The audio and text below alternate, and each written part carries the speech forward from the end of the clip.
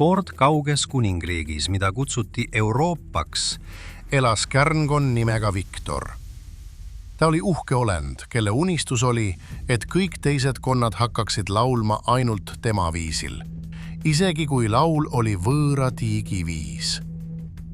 Ühel päeval ilmus tema juurde väike partei väikese maa tagahoovist nimega EKRE.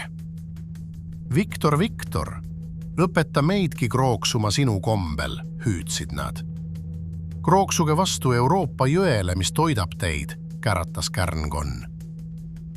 Aga see jõgi annab meile ju kalu ja kulda, sosistas üks ettevaatlik konn. Pole tähtis, vastas Viktor.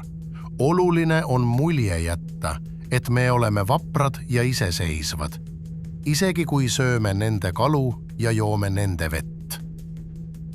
Nii krooksusidki nad üheskoos vastu Euroopat, suu vett täis ja taskud eurotoetustest paksult punnis.